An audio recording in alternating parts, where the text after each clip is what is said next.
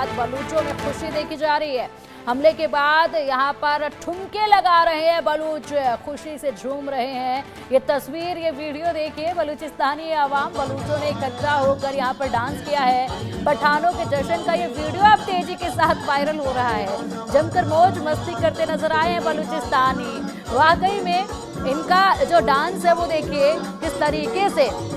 खुशी लंबे समय के बाद बलूचिस्तानियों के चेहरे पर देखी जा रही है मनोज कुमार जी। और ये वीडियो जमकर वायरल हो रहा है जहां पर इकट्ठे हुए तमाम ये बलूचिस्तानी और इसी के साथ इनका जो एकजुट होकर एक ग्रुप में जो डांस देखा जा रहा है बेहद इस समय पर वायरल हो रहा है। समय देखिए कैसा है और उस वक्त पर ये वीडियो सामने आया है क्योंकि बलूचिस्तान की निगाहें जो है वो टिकी हुई थी कि कहीं से थोड़ा सा भी पाकिस्तान दबता नजर आएगा तो हम लोग यहाँ पर हमले तेज करेंगे, हमारी राह जो है वो आसान हो जाएगी। और ऐसे में हिंदुस्तान की तरफ से अटैक किया गया तो बलूचिस्तान के मंसूबे और बुलंद हुए, हौसले और बुलंद हुए।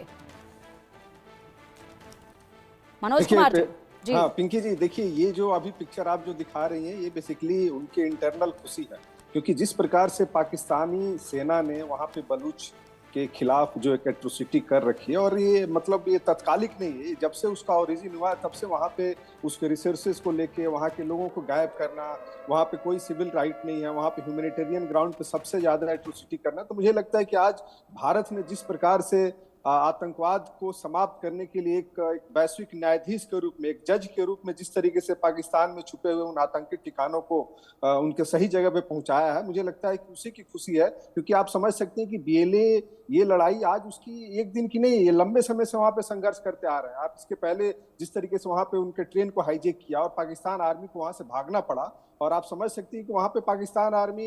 ओपन में जा नहीं सकती है, जिस तरीके की स्थिति है वहां पे अभी। जिस प्रकार से पूर्व पीएम अब्बासी का जो स्टेटमेंट आया है ये बहुत ही इंपॉर्टेंट मैसेज है, क्योंकि एक देश का पूर्व प्रधानमंत्री बीएलए, चूंकि भारत पाकिस्तान का एक बहुत बड़ा प्रांत है और सबसे रिसोर्सफुल प्रांत है पाकिस्तान का, तो आप समझ सकते हैं कि उनका ये स्टेटमेंट कि आप बलूचिस्तान एक तरीके से हाथ से निकल चुका है, और जिस तरीके से अभी भारत ने अंतर्राष्ट्रीय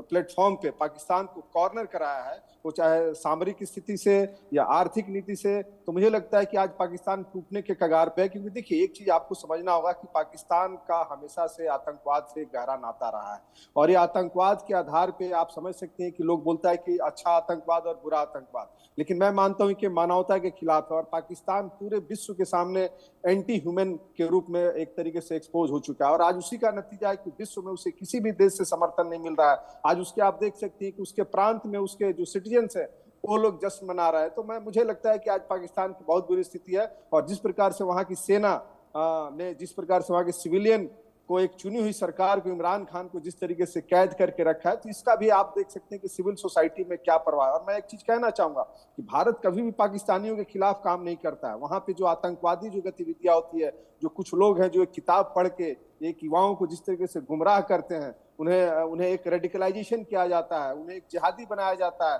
और एक एंटी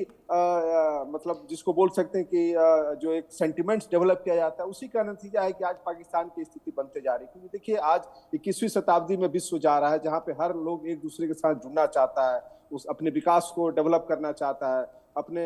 कल्चरल एक्सचेंज को करना चाहता है। लेकिन एक तरफ पाकिस्तान आप देखिए 77 साल से जूझ की आज स्थिति बनी है, और भारत के साथ लगभग 4 तरह का कन्वेंशनल वार लड़ चुका है, और चारों में उसकी बुरी डिफीट हुई है, और इसीलिए वो हमेशा से प्रॉक्सी वार का सहारा लिया। और जिस तरीके से जेएंडके में एक पीसफुल और एक चुनी हुई सरकार वहां पे इलेक्शन के द्वारा भारत सरकार ने स्थापित किया, जिसको एक रिलीजियस क्राइसिस के रूप में उसने उजागर करने का प्रयास किया। और आप समझ सकती हैं ये जो पहलगाम की जो घटना जिस तरीके से घटी है वो बेसिकली रिलीजियस के आधार पे किया गया है, कि भारत में जो मुस्लिम वर्ग रहते हैं उनके बीच में एक सांप्रदायिक दंगा भड़के, और जिस तरीके से आप देखिए। और